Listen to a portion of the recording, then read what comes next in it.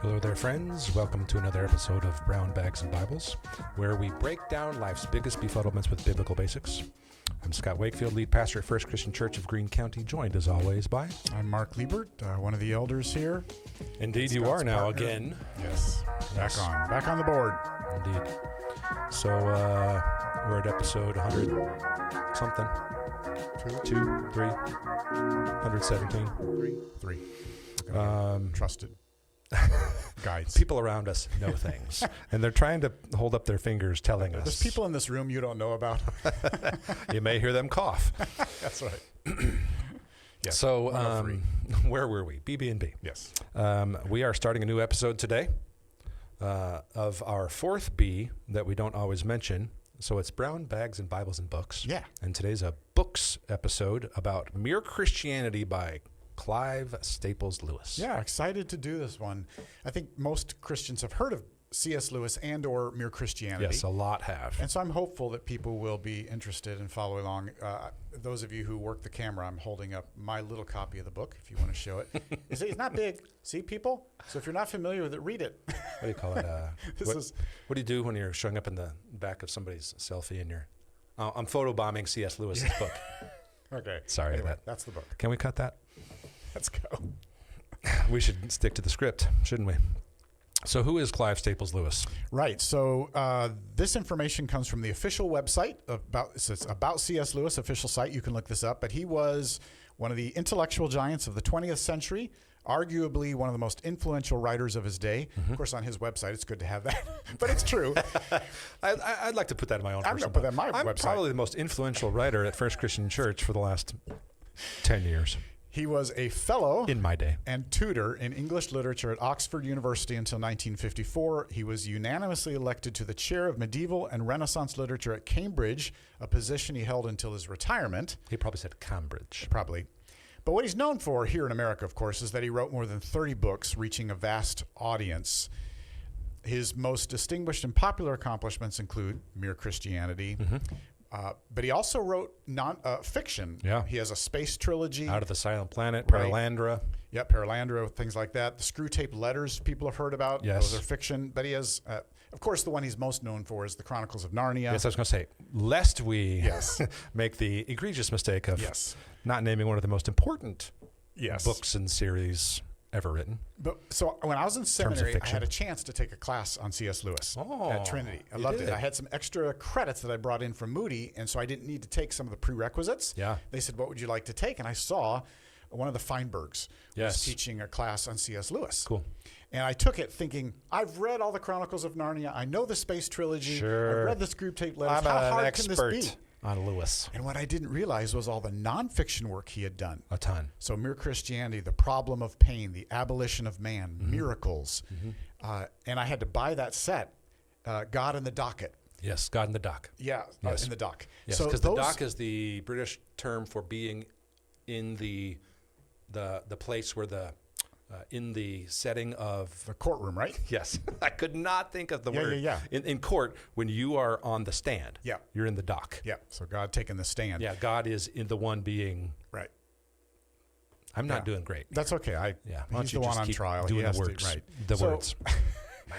That was what the class was about. So I had to get those books and read all of that, which was fantastic. I'm Yes. so glad. Not one of the things I had read did we go through. Really? Not one of them. So that was really good for me. Yeah.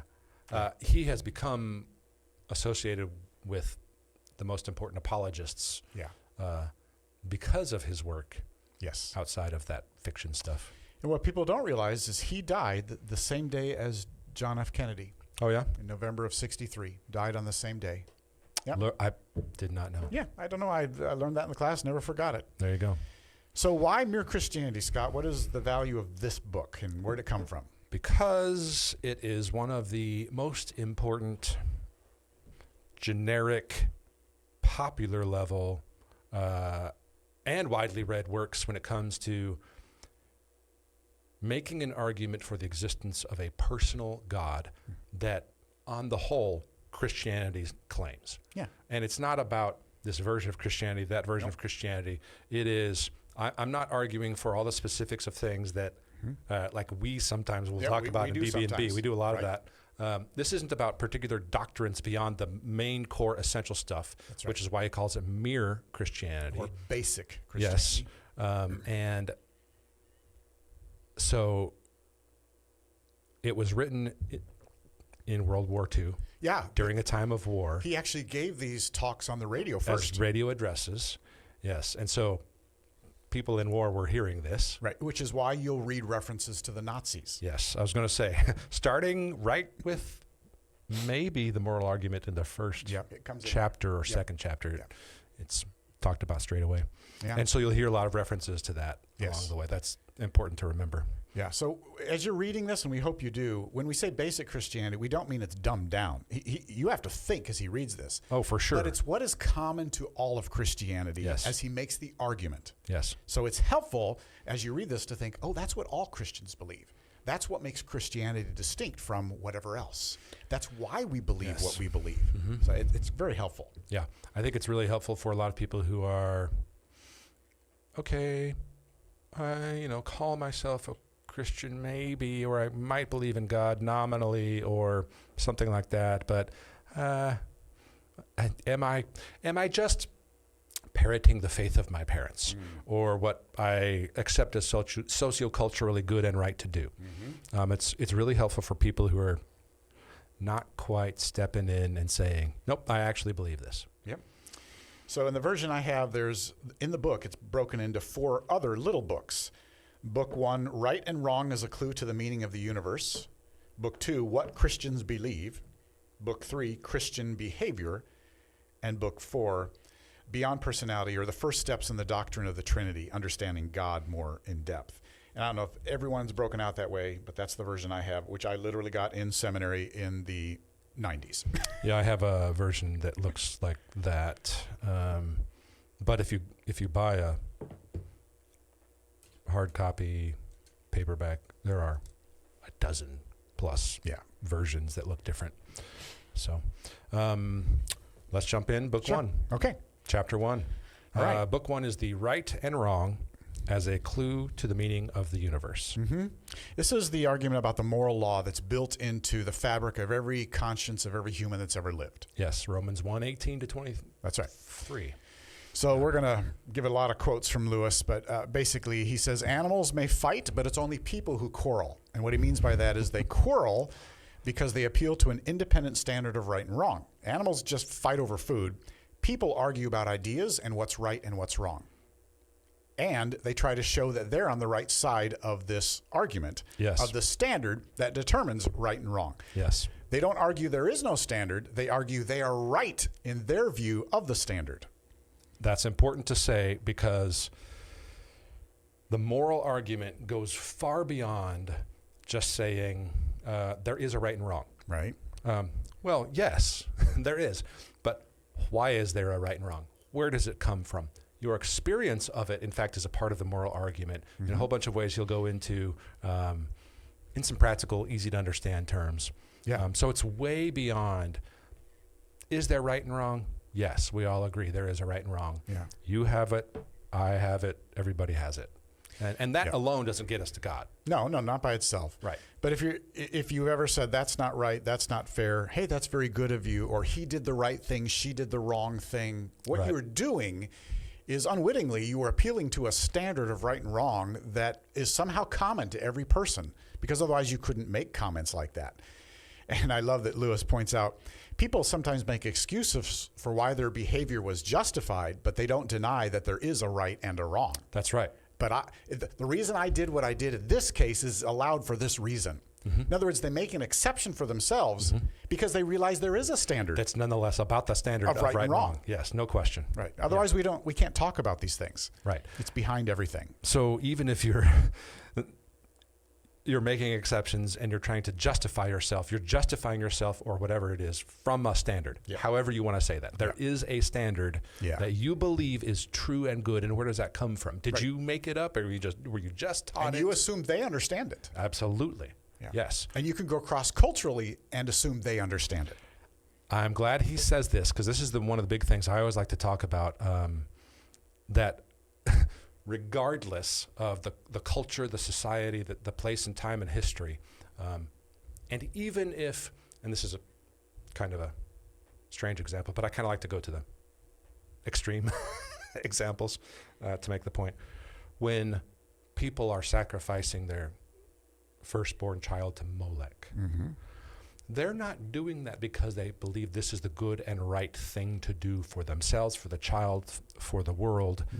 Were it not for this threat of this pagan deity that the culture said, you better do this, otherwise we won't flourish. Right. So they were saying that pagan deity is the standard of right and wrong. So even if it's not a personal God of the Bible, they nonetheless were beholden to that standard. And yet we have evidence, as he says here, there have been differences between moralities, but they've never amounted to anything like a total difference, which is what he says. Meaning, even if parents are sacrificing to Moloch under the threat of a pagan god and idol, it's not because they really want to do that and think it's good and right. That's right.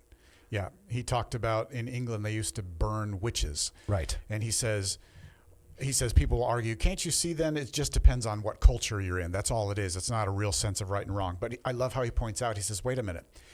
They believed that witches put hexes on people and cursed people. If that truly existed, those people ought to be killed. For going around putting hexes and curses on people, what a horrible thing to do. It's not that our morality has changed. It's just that we realize now, oh, that's not a real thing. Right. So it's just a gain of information and knowledge, not a change in morality. If we find people like that today, we ought to get rid of them. Yes, and the particularities of the context may be a little different. Yeah. But the idea of right and wrong in a true, forever moral sense is what undergirds that, regardless of the particularities of the context. So it would be right and good to punish evil. If indeed we actually believed, as you said, with the witches thing, that was going on. Yeah. And punished. And so you have to go beyond the surface level contextual particularities that people give as, well, this is different because. Right. I understand you're saying it's different because of this, but you're still arguing right and wrong. That's right. Because of what? Yeah. And based on what? And by what standard? Yeah. He says, so, for example, there's enormous agreement on fundamental moral duties that transcends all cultures and all eras. For example, selfishness has never been admired. Courage has always been admired. Always. Here's a quote from Lewis. Men have differed as regards what people you ought to be unselfish to, whether it was your own family only or your fellow countrymen or everyone. But they have always agreed that you ought not to put yourself first. Selfishness has never been admired. That's right. Yeah. And then he ends the first chapter by saying, so everybody knows this moral law. We all appeal to it. We all argue on the basis of it. We all justify ourselves. But everybody realizes they don't keep it. Right. Everyone is guilty of breaking it. And I'm glad he mentions this because it's another example of you have to continue to go beyond to figure out what the standard underneath it is. Yeah.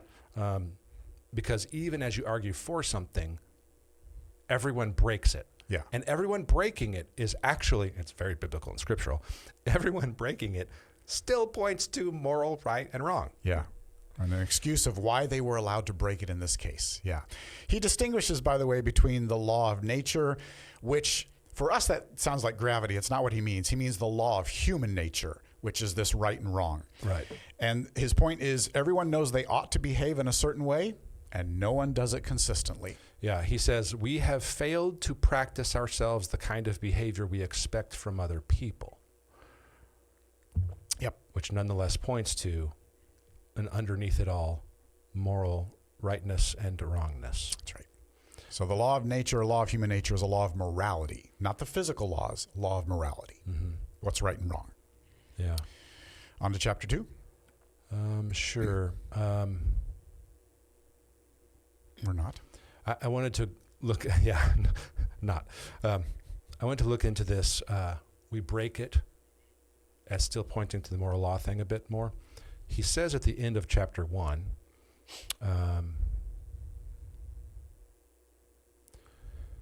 if we do not believe in decent behavior, why should we be so anxious to make excuses for not having behaved decently? Right. Why does it even matter to us that I have to justify why I did something?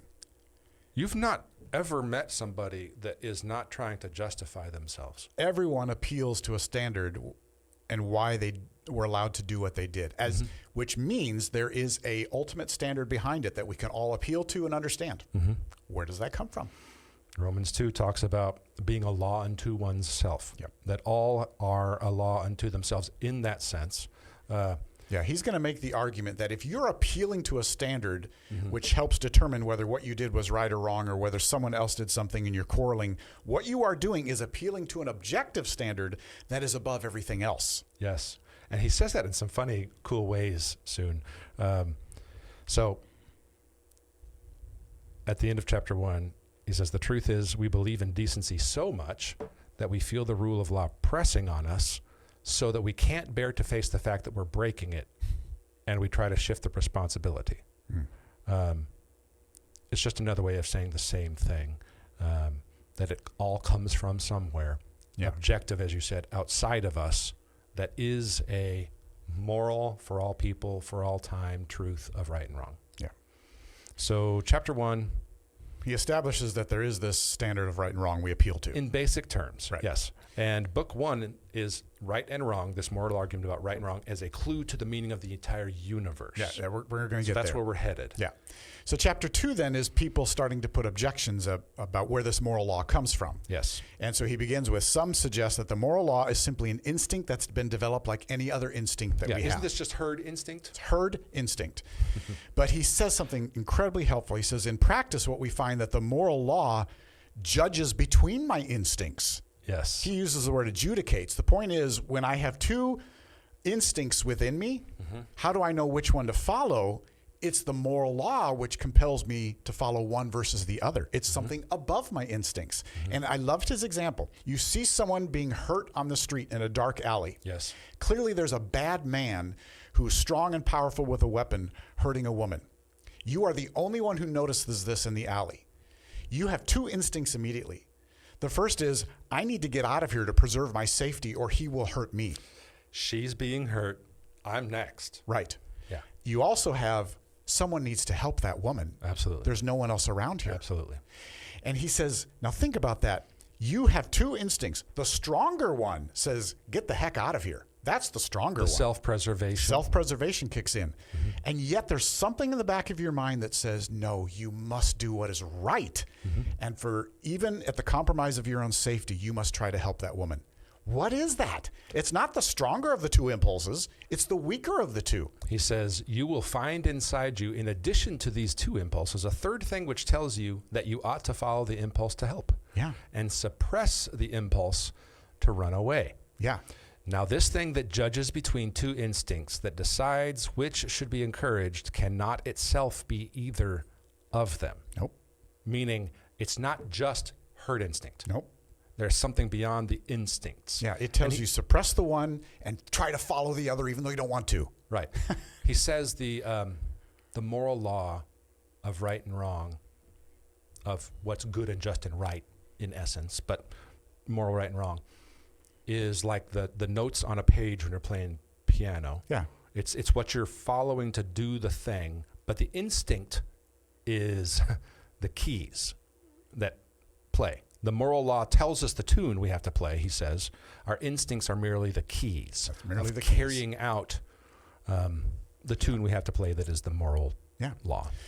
In fact, he says no one instinct should always be followed. I thought this was helpful. He says people sometimes say love. We should always follow the instinct to love. And he says, no, there are times when if you love and you do not temper that with justice and truth, it actually becomes a horrible thing. We are in a world today that likes to talk as if love is the only thing all the time, all That's the way. right. Without limits, Right. without the justice or... Right. But any parent knows your child doesn't need just love. They need justice and truth. Otherwise, they will make very poor decisions that hurt them and someone else. Well, they do need just love, but not only love. Not only love. Mark. He says, strictly speaking, there are no such things as good and bad impulses. Think again of a piano. It's not got two kinds of notes, the right notes and the wrong ones. Every note is right at one time and wrong at another. That's right. Which is that two sides. That's really good. Yeah. Yeah. At first, I read that. I'm like, okay, yeah. I mean, I get.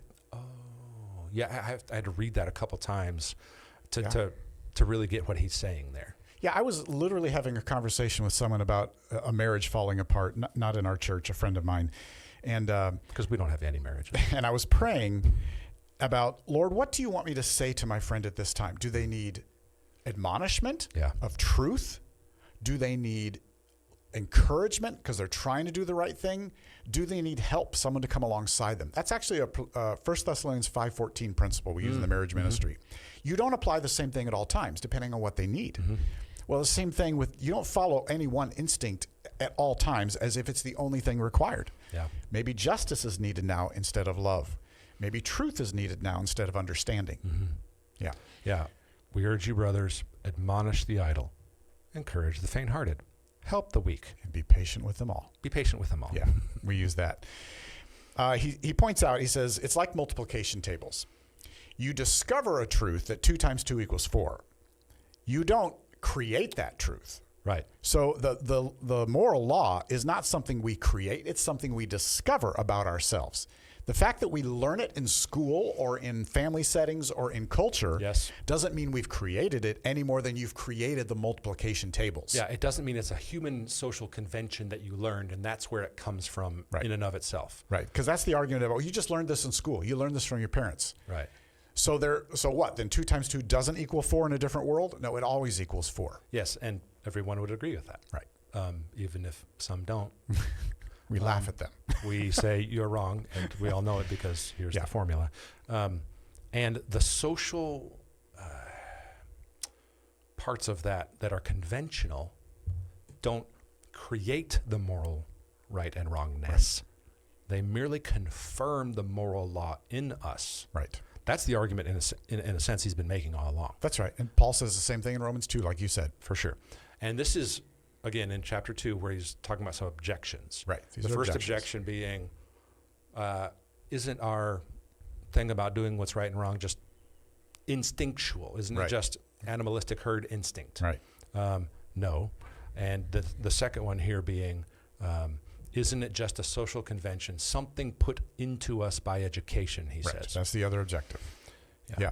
And then he even ends the chapter by saying, wait a minute, people have objected, well, you can make progress in morality. Societies can grow in morality. Doesn't that just show that it's not objective? And he says, wait a minute, the only reason we're saying we're progressing in morality or growing in society is because we're appealing to a higher standard.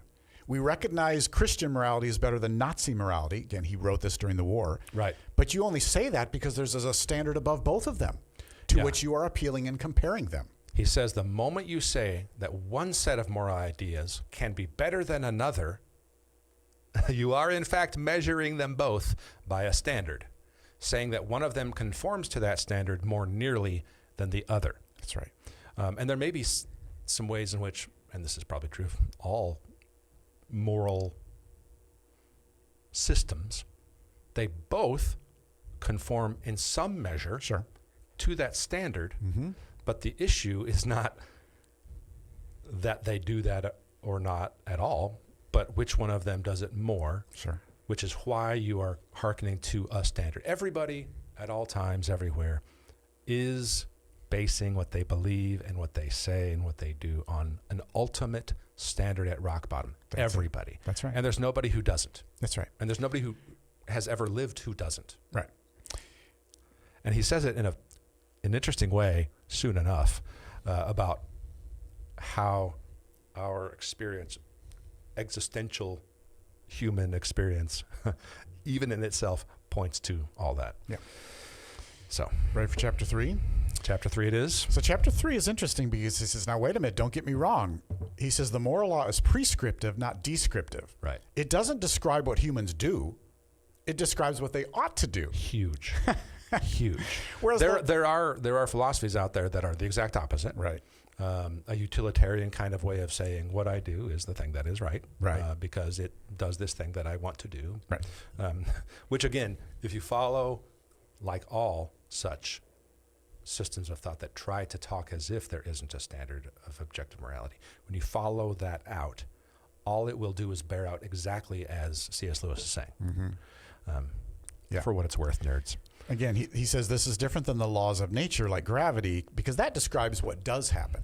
The law of human nature is what ought to happen, which we break all the time. But we know we break it and we feel bad about it. And then he makes he distinguishes between, it's not just about whether it helps or harms me.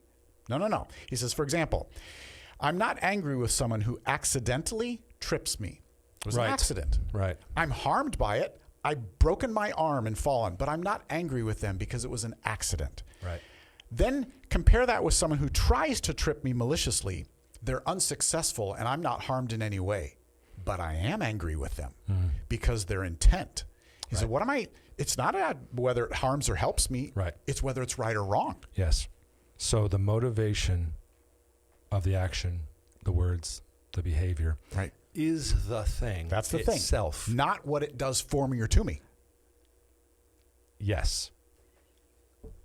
If we could have 25% of humanity understand that, Yeah. Yeah. things would be much more peaceful in the world. Yeah. He says this moral law is what compels me to do right, to not cheat, to keep promises, to tell the truth. It's not whether it helps me or harms me. It's what I ought to do. Yes, there's a moral oughtness. Right. That's the way the philosophers have always talked about it. You'll come across that word there. There are givens. Right. There's an oughtness. And arguing against that ends up confirming it. That's right. That's right. And then he says, so there's the objection. Well, moral law is just rules that benefit society, some people will say. It just benefits society, so that's why we do it. But he comes back and says, wait a minute. If such a rule hurts me as an individual, why do I care about society? I don't care about society, but it's hurting me as an individual. In other words, why should I care what's good for society, except if it happens to benefit me personally? And the answer is, yes, we all want a fair, safe, and happy society. That does not explain why I feel there's right and wrong. It doesn't explain it. No. Because why should I care? Why should I care if it's good for society if it doesn't benefit me? So I was thinking about this.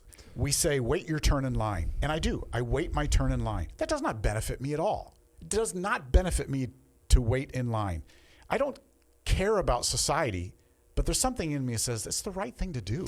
Except insofar as it forms you into a moral oughtness that you think is the right good thing. That's right. When everything's stripped away, I want to feel good about what I've chosen to do. And that's not about what benefits society. That's about what I have an inward sense of I ought to do something. So it's not really about what benefits society here. I'm going to choose to do it or feel bad about what I did because there's a higher standard than society. Every society that has based its lowest foundational important motivation in the good of society, this is getting into political theory big time, does not end up doing what it wants to do, because there is not a motivation that comports to what it means to be a human. Yeah. In that sense. Yeah. There is an oughtness, there's a moral law inside us that is the motivation that has to do with exactly what you just said. I want to do something that says I help, I am good. I'm a good person. I'm acting out of my desire. I feel good about what I've done. And my desire is not bad. I have a clean conscience. I'm doing this with integrity. People appeal to that. Yes. Yes, they actually don't appeal to the opposite. No, we don't appeal to what's good for society. Think about this. If we didn't have any inner compulsion to do what was right, do you really think that people would obey laws, that they would pay taxes, that they would be kind to each other just because it's good for society? Because you ought to be unselfish. Well, even as you do that, you've said there's a moral rightness to You're that. appealing to that. Yes, which still goes beyond the self. Yeah. Our society would be in total chaos if all we could appeal to was, well, think about the greater society. Just think about the greater society. Right. That is not enough to compel people to do right and wrong. I can go into a city crowded with people, because of the grace of God, which I know gives them an inner sense of I ought to do what's right and avoid what's wrong. And when people choose wrong, we're appalled at it and we put them behind jail. You can't just appeal to, well, it's good for society. No, people want to do what's right and feel good about themselves. Yeah, he says the moral law or the law of human nature is not simply a fact about human behavior in the same way as the law of gravitation is, or even maybe. It's simply a fact about how heavy objects behave. He's saying this is a fact about how humans actually behave in that selfish, motivational kind of way, even as we say you should be unselfish. The way people actually are and they actually behave is the point he's making. Right. And again, remember, he's saying we all sense this right and wrong, but none of us keep it perfectly. Right. Yeah. Keep going. Chapter 4. We have 2 more chapters in book 1. What do you think? We should probably wait for next week. Want to call it here? Yeah. Okay. We didn't get far enough.